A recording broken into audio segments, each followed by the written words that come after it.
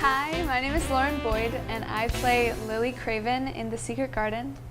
My name is Sam Elwerts, and I play Archibald Craven in The Secret Garden. And today we're here to answer some questions about our personal lives, but also our lives on stage, for our show here at SCT this summer called The Secret Garden. So I have the first question for Sam. Sam, tell us about the first time you got to sing or act on stage. Ooh. Well, the first time I remember singing or acting on stage, I had done it as I was like a little kid in shows and stuff like that. But I would say like the very first time was probably my freshman year when we did Les Mis for our big high school production. And it was extremely nerve-wracking for me because I had never done like legitimate like stage work or acting or singing or any kind of that. Never really introduced to it until I got into high school. I was very shy coming into high school too, and being a little freshman, you don't really know what you're always supposed to do. So that was very, very nerve-wracking for me, but turned out really good in the end. Yeah. So. And I think that was our first show together. Yeah, I would think so. First show with probably anybody in this cast for me anyway. Yeah.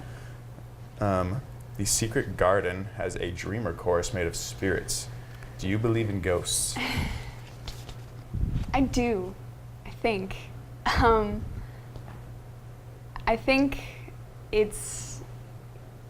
ghosts are like stuck between the two worlds, and kind of like your line in the show, there's a reason that they're here, because they need to fix something before they can pass on. So yes, I do believe in ghosts. All right. Makes sense. What movie would you like to see turned into a musical, and who would star in it? Oh, goodness. I got a long list of movies because I'm such a movie buff. But if I'm thinking,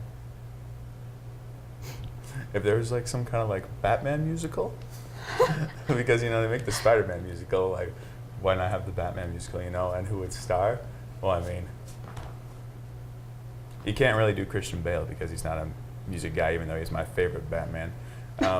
If you could see Jeremy Jordan take his spin on Batman, I think that'd be really interesting. He's definitely like my favorite like musical theater performer. So I'd like to see something like that happen, I guess. Yeah. Bucket list of roles or shows you would someday like to be in. Right now, at the top of my bucket list is Elle Woods in Legally Blonde. For a lot of reasons. I feel like I have like a 5-year span here where it would be an awesome time for me to play that role. So that's the one at the moment. There's a lot of roles, male or different race, that I would love to play, but I can't because that doesn't work. And so another one would be Sylvia in Finding Neverland, Natalie in Next to Normal. Let's see what else. One of the characters in Ordinary Days. Ooh, that'd be fun. Yeah. Great music. Yeah. If you could switch roles with anyone in this show, who would it be? Ooh, I would probably switch roles with my brother, Neville Craven, who's played by Tim Steele, just because of how intricate his mindset is. He's kind of seen as the antagonist in the play, but if you look at like his different motivations and the way his thought process works as to how he gets what he wants but also does what's best for his brother, it's like super interesting and complicated. And so I think that's a great way to look at the other side of what's going on in the show. If you could play opposite of Sam in another show, what would it be? Ooh, you might have to help me with this one. Oh, I'm trying to think.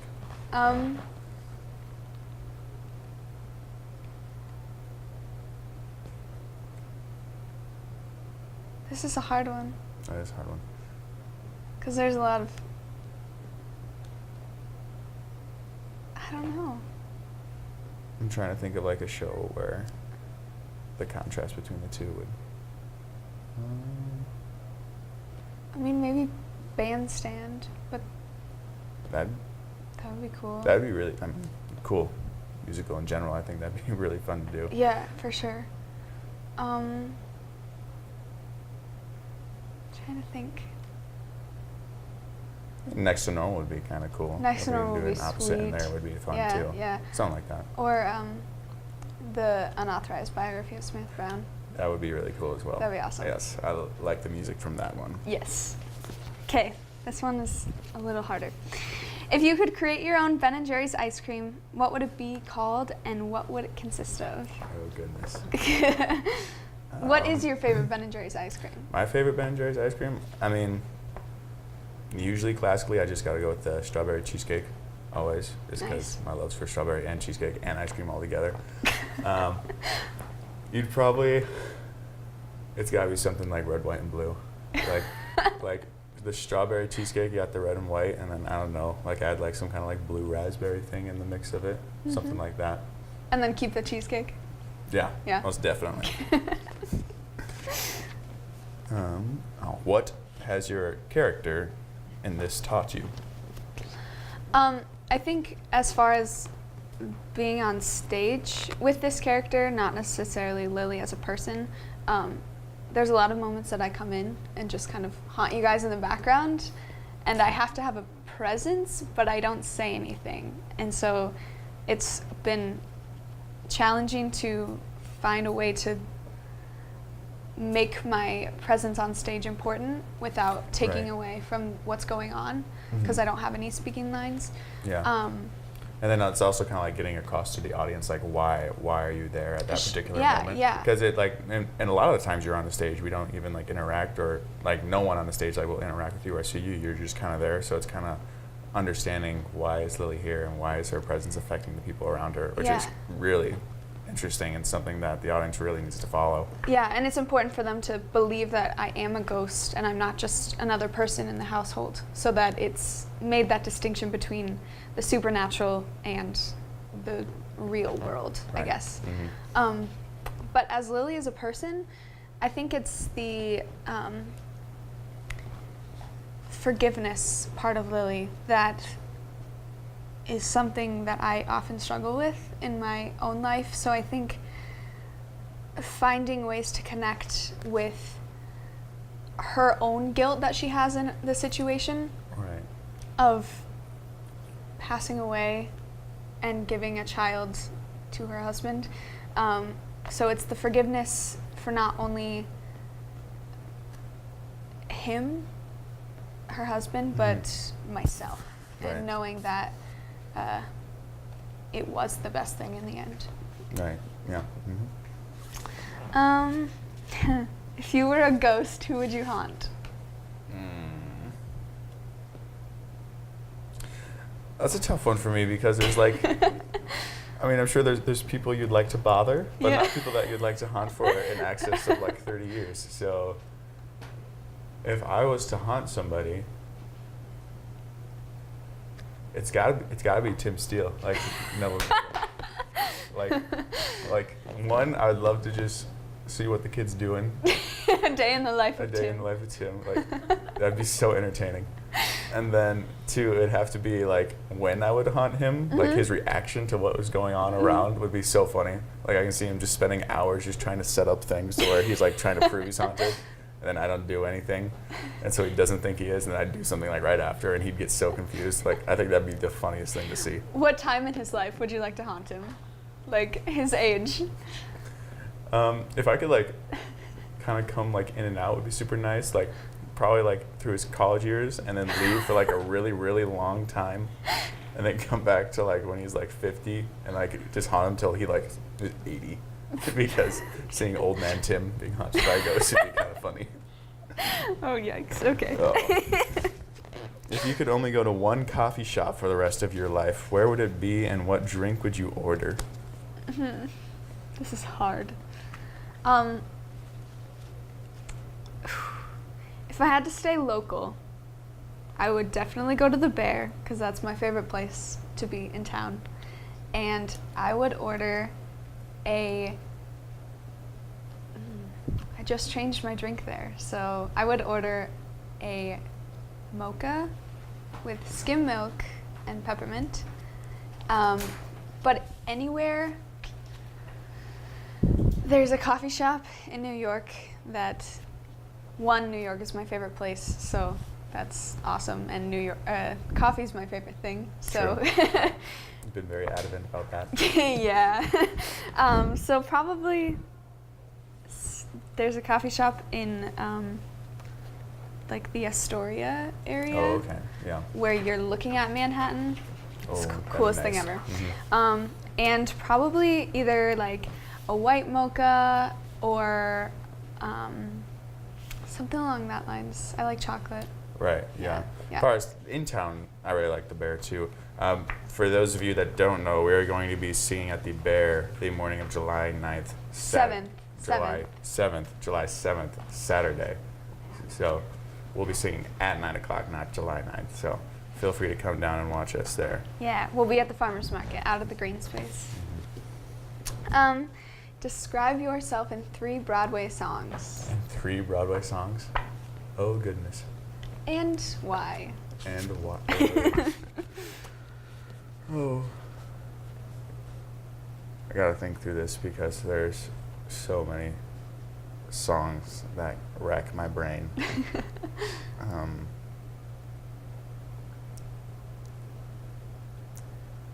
I don't know necessarily if I can take 3 Broadway songs and describe myself, but take 3 Broadway songs and kind of describe why they're my favorite, I guess, or like why they relate to me.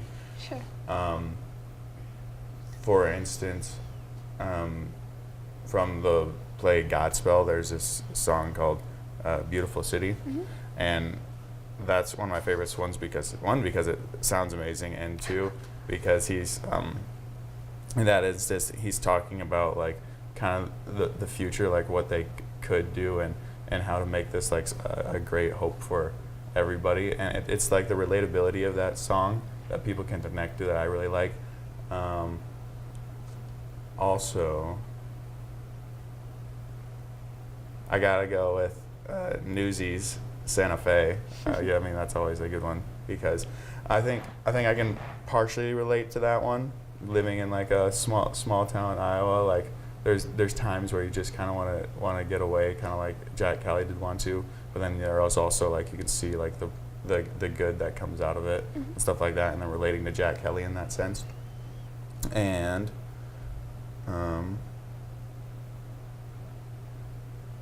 let's see here. I really like Favorite Places from Ordinary Days too. Yeah. Because he kind of talks about this far off land that he sees, and yet he's never been there. And I think we all, like everybody can kind of relate to that, where there's something they see or there's someplace they want to go to, but they never quite get there. I think that's really cool for another thing for the audience to kind of relate to in that sense. So those are like my top 3 like favorite songs that I probably like to go listen to and kind of interpret in my own way. Yeah. I guess so to say. Nice. Good choices. If you could have dinner with any Broadway icon, who would it be and where would you eat? Anyone that knows me really well knows that Sierra Boggess is like my biggest inspiration ever. To prep for a show, I watch an interview with her that's pretty much this, but only with her. And it's like a 12-minute video, and that's what I do for prepping for any show. So probably Sierra Boggess. She's awesome. She actually played Lily and in concert version, and they're doing a lab for it to bring it back to Broadway in the upcoming season. So she is Lily in that also, which is kind of cool. That's really cool. Yeah. And I think we would go to Carmine's in New York City because I like Italian food. Good choice. Thanks. What's your favorite shower anthem? Can you sing some of it for us? As far as the singing part of it goes, not really. And then, shower anthem. So what I've commonly done in the past is we have this little Echo Dot speaker, and I'll say, "Hey Alexa, play Broadway music," and it'll So just Alexa, oh, never mind. it'll just start feeding me like different Broadway songs, but they're super like every time you turn on a Broadway musical, like it's always like Dear Evan Hansen or like Waitress. if I was gonna go for like a girl anthem, it's got to be the big one from Waitress. She Used to Be Mine. Yeah, She Used to Be Mine. That's always just fun. And then if I was to go with like oh goodness, Moving Too Fast from the last 5 years is probably my guy one that I like to do in the shower too. Yeah. Probably that one. Yeah. Or Words Fail from Dear Evan Hansen. That's a good one. Words Fail is a really good one. Sincerely Me is also super fun to do. Except for you need like 2 people, but then it would get awkward. Yeah, you couldn't really do that. No. Yeah, awkward. Okay. 2 people. What are your top 3 favorite musicals to watch or listen to, and which one would you never watch or listen to? My top favorites right now to listen to, Come From Away is a really good show that is kind of under the radar, I guess. I saw it in December, and it was really cool. How simple but just beautiful it was, and it's a cool story about 9/11 too. So look it up if you haven't seen it. And another one, let's see. They change all the time, so it's hard to stick to 3. There's so many. Legally Blonde, I've been listening to a lot, and going back, I've been listening to Finding Neverland a lot lately, which I haven't listened to really in good. 6 months or so. Yeah. What one would I never listen to? I'm just gonna say SpongeBob. That's all I got. Give it a chance. I think, I don't, sorry Jessica if you watch this. I don't really like to listen to classical shows very much. And I really don't like Hello Dolly or South Pacific very much. So I could do without those ones. I can back Lauren up on that one too. Sorry, Jess. My turn? Yeah. Yes. Describe these people in one word. Tori Hampson. Energetic. Good one. Sean Connor. Comical. Katie Halverson.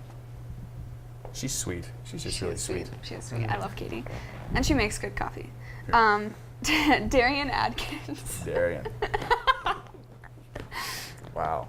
Can you use like a phrase? Yeah, you can cheat on this one. Sweet. Always has something to say.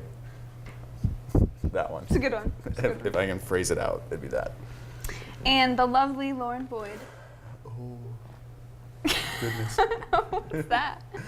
Well, there's so many words. We'll go with exuberant.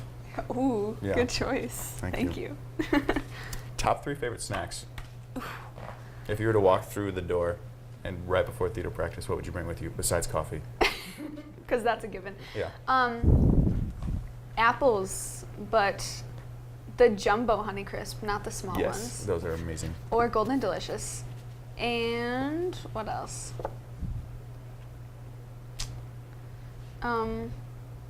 Subway cookies. Those are very good. Yeah. Or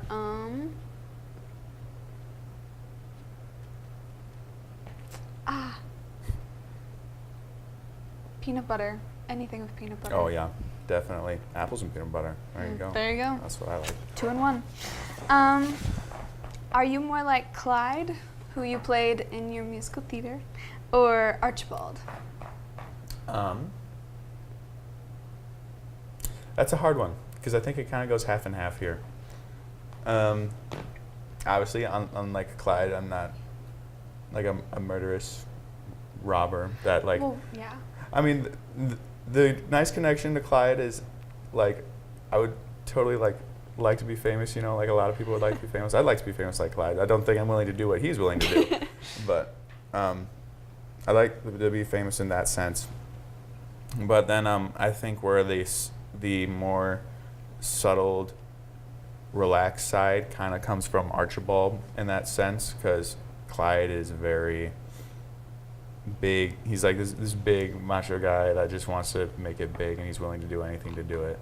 But then an Archibald takes place in such a different time period, well, for one, and his mindset and age and everything that makes him so much different. So there's a huge contrast in between the two. So I think if we're going realistically, I'm probably leaning more towards Clyde's side. But I think the most interesting part for me is looking at who Archibald is and then developing that character for him. Yeah, yeah. What is your favorite line or moment from this show? Ooh, my favorite funny line, it always makes me laugh, is when Deegan, who's played by Ryan Bush, comes in and he goes, yup. Oh, yeah. And to Mary, every time. Just makes me laugh. Especially the way Ryan Bush does it, so you'll like that. Yeah, so come see him. My favorite, beautiful line is probably your last line, because it goes with the music and it's just so pretty, and it's you can deliver it, it's your line. Right. Well, a little bit of a lengthy line, but basically I'm saying that the garden belongs to Mary. It's like this big moment in the end where I'm accepting Mary into our family, because I see my kid Colin as well now, and then they're coming in, and we're pretty much saying that the garden belongs to Mary, pretty much, even though you see my constant struggle with Mary through the entire musical, and then at the end I accept her into our own family, and then as soon as I give her the garden, we go into this huge last magical finale number thing, which is pretty fun. Yeah. Give us a quick lesson in the dialect of your character. Wow. Okay. One, I don't have my dialect down fully, so that's really tough.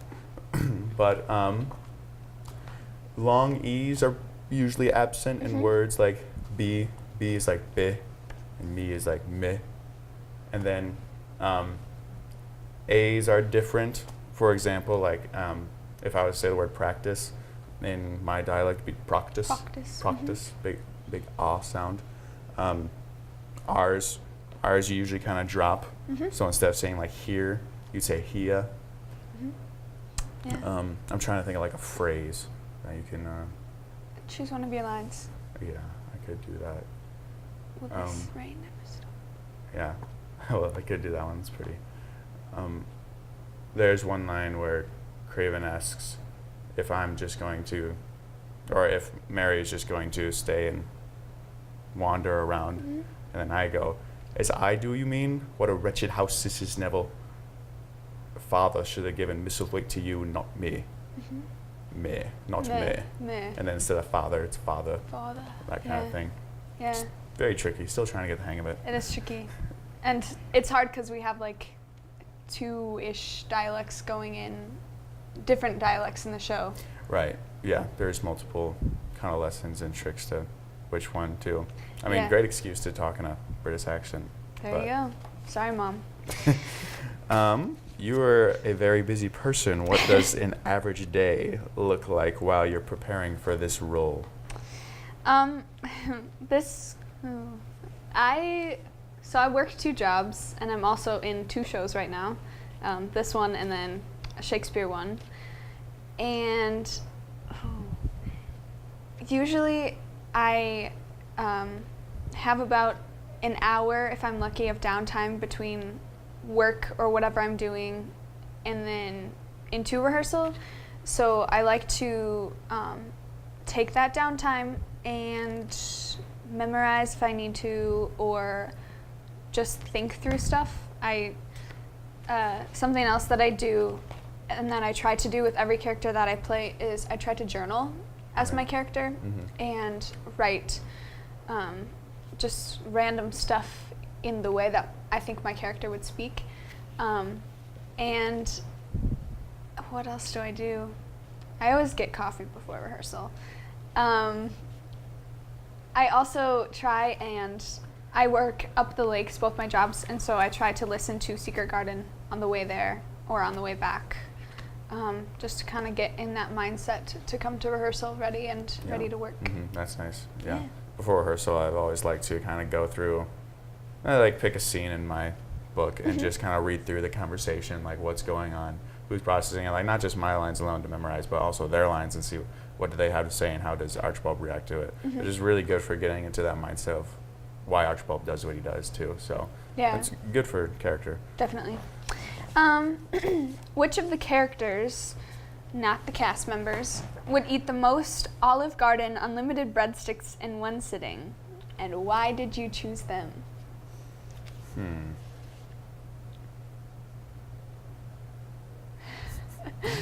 I want to say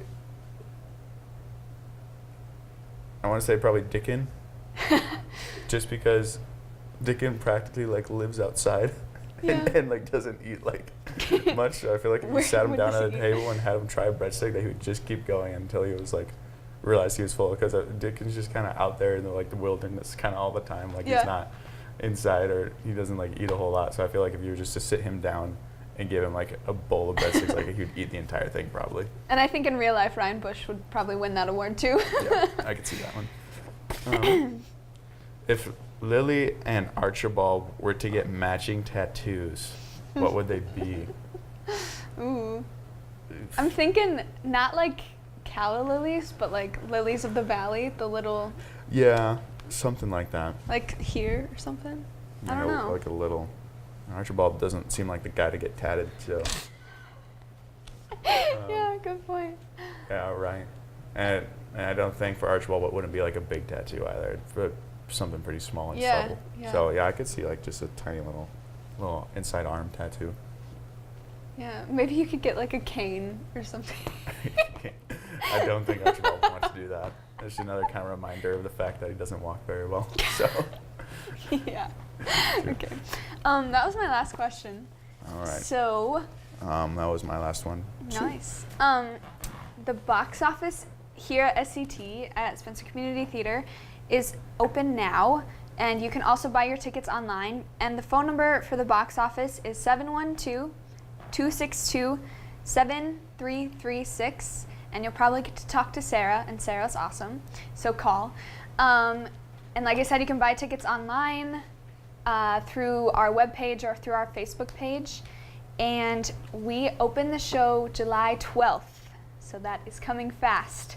And we close the show July 15th, and we run all the way through there. Yeah. I guess just kind of set up the show, the setting, basically, for a better understanding of who we are.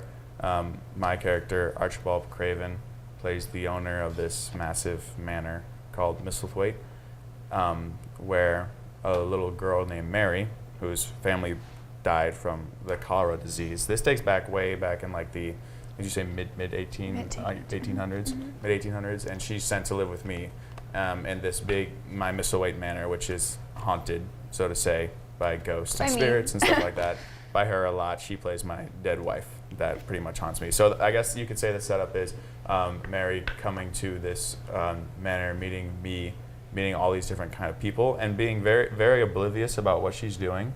But in her way, she starts to break down these walls for all the characters that build up to this great finale, I guess you could say. Yeah. Yeah. So come see us.